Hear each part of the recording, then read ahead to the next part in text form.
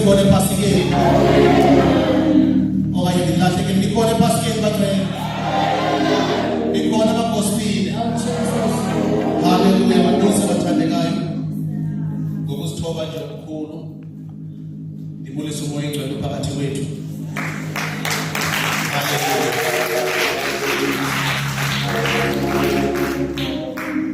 Lenkonzo bathandekayo inomnikazi. Singakhetha senze zonke izinto mayingekho yena kulilizwe. Siyamdinga yena ngoba bathandekayo intetho sithethiwe phezulu kwethu kodwa sisizi. Kodwa kudingeka ukuthetha nokusebenza kamoya engcwele ukuze abantu baguquke. Hallelujah. Ngibulisa bathandekayo inkosi yethu uYesu Kristu. Ngibulisa utata wethu uProfessor FA Mthembu nomama umoderator beze special ukuza kunye bazokudla iPasika kunye nathi. Hallelujah. Cela libathandeka sibakhonele izandla.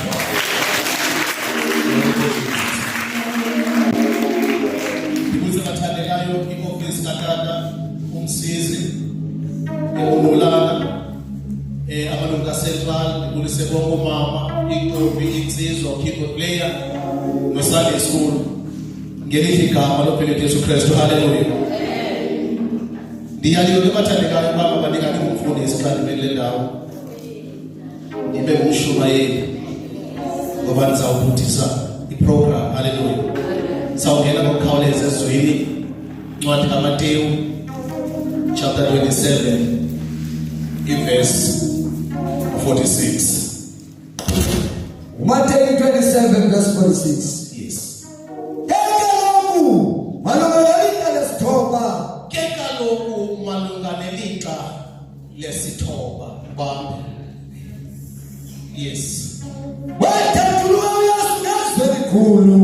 Wathanduluka uYesu ngelizwe elikhulu. Esithi Eli, Eli, lama sabakthani. Eli lama sabakthani. Okukuthi Thixo wami undishiyengani na? Okukuthi ke ngevakalayo Thixo wami undishiya ngani na? Ngosithathu lencwadi bathandekayo sihlangana nenkosi. Ndifuna ukhaphe nje for 5 minutes sike siye le point akuyo ngoba ixesha elininzi siye umxholo suphose sijongise kubantu abangavanga ntlungu abangazange bawazi uqamleza ungakanani ubunzima babo. Now bekunyanzelekile umbhali asibonise le position so that we understand the dimension inkosi ekuyo mayizawuthetha namazwi isithi Eli lama sabakthani. Siyayazi into elithi iBhayibhile ubusuku bonke bese batyaleni emva kokuba wathathwa wasiwa khona bamgweba kungekho nabantu abafakazayo. Basagqiba ithi iBhayibhile bamqala khona phaya ukumbetha ngoba ngela xesha ebesithi uzawubetha abothelelwe around ipost emthini ukwenzela umqolo lona uvele. The only picture wena oyaziyo yapha endlini enoyesu onxibileyo omhle onumileyo but uthi uIsaya athetha ibiyindoda esinosithele isibuso bethu enomvandedwa ekhelene ngesifo. Athi umbhalo wathi bathandekayo besika nathi singabusithele isibuso bethu kuye ngoba ebethelelekile. Now ngicela ukukhapha ntasengathi siya kule ndawo ngoba lithi iBhayibhile kwaIsaya chapter 53 verse 10 uthanda uThixo bamtyumze uYesu ukuze nomphefumulo wakhe usinde abaninzi. Awunandi mashumayela bayikhetha senza zonke izinto sithi bathandekayo hayi imvana eyalenge eqamlezeni ingqondo yakho iye ibone imvana but ingamboni umuntu but ifuna ukuchaza ngoba ikhona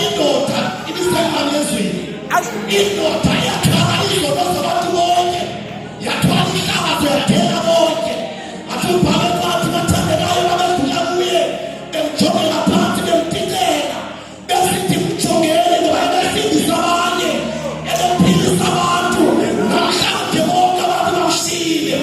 Mntasekhaya basahamba besiya emamezweni, uzayibona le ndoda, lithi iBhayibhile bathandekayo, bawudela umnqamlezo, ngenxa yovuyo ababona phambi kwakhe, ngoba lonke lo xesha ebebona sihlangana, lonke lo xesha ebesithi izikhalo zethu, ngoba siyasindwa, sisindwa umthwalo wesono, bekunyanzelekile izimvana izothwala umnqamlezo. Izothwala umnqamlezo. Now, uthi Isaiah 62 verse 11. Uthethe konke uThixo.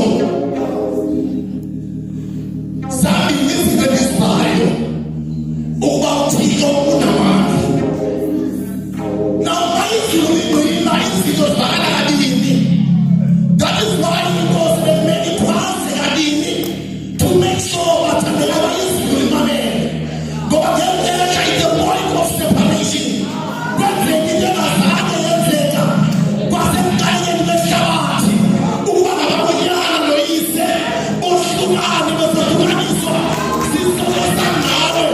Lithi iBhayibhile wasithekisa uThixo kuye wasibonela yethu Yesu, kodwa mawushiya othandekayo umthwalo wanawe waqonda ukunyuka nawo anyuka intaba ukuze namhlanje sibe bahle, sithi sisindisiwe, sithi Nkosi yathanda, athi ubhale kwathi uThixo wamenza isono Yesu ukuze thina sibe kulungisa kukaThixo. Jesus.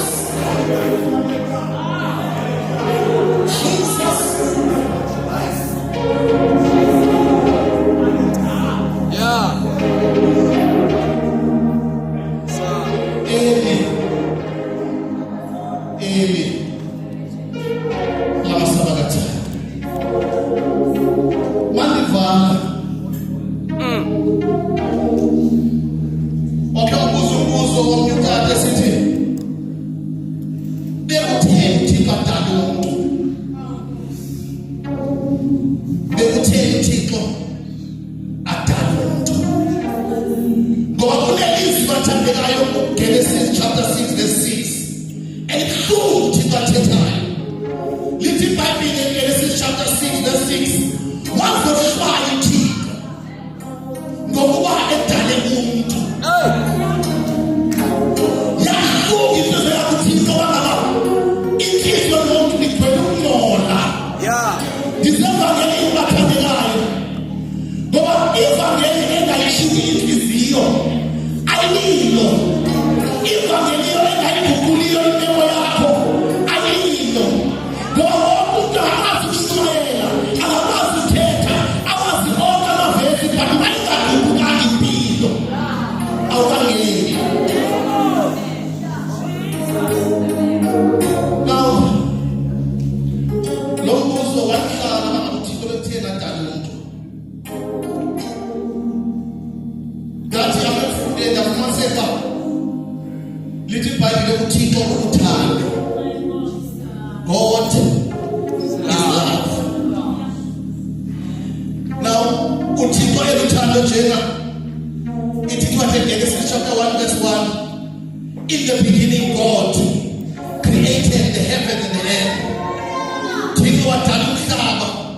Lithi iBhayibhile mayisesa, then God said, masenze umuntu. So let me talk about Thixo akakho nezulwini. Ngoba uThixo uhleli nomoya oyingcwele. uThixo uhleli nonyana. Uthixo bathandekayo wabona uthando lwakhe lukhulu kangaka akashera nje yena yedwa nonyana nomoya oyingcwele. That's the reason why Thixo abadala umuntu. But the problem is that uThixo what we call free will